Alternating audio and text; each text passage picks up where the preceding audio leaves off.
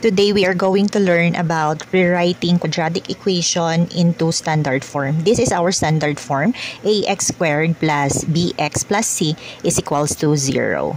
This expression represents standard form of a quadratic equation where a, b, and c are coefficients and x is our variable. So the first one, ax squared, this is our quadratic term kasi naka-squared yung variable x natin.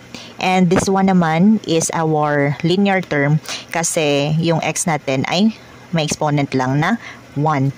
And last one, our c, this is our constant term. So numerical value lang, wala siyang variable.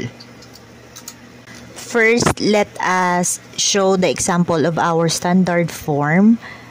2x squared plus 3x minus 5 is equals to 0. So again, this is our standard form where we can find our a, b, and also our c.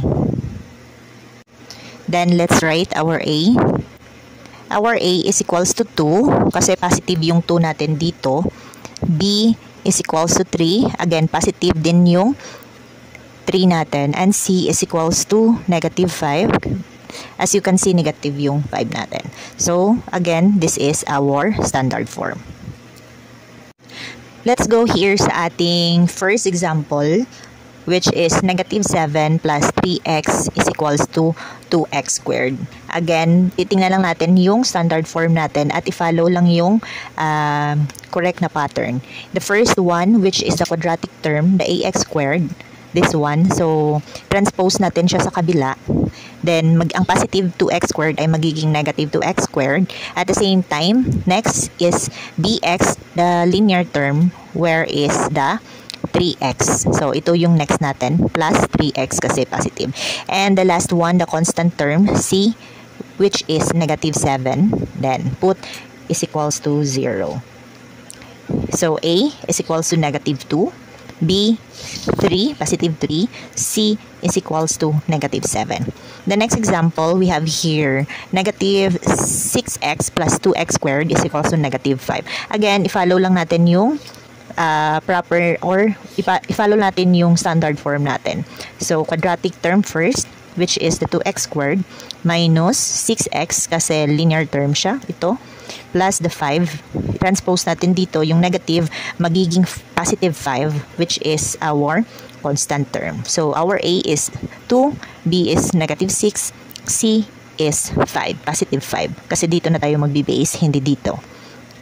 Example number 3, the x plus 3 times x plus 4 minus 2 is equals to 0. Kapag ganito ay i-multiply lang natin siya kagaya ng fuel method natin.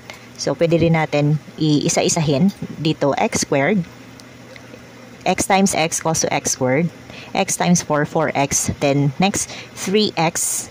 So, 3x, then 3 times 4, which is 12. And this one, copy, negative 2.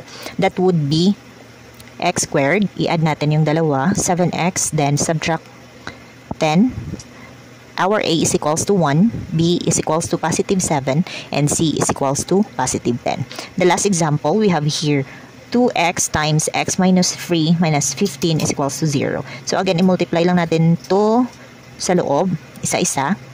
2x times x, that would be 2x squared minus, kasi minus 6x kasi 2x times negative 3 is negative 6x. Then, copy the negative 15 is equals to 0.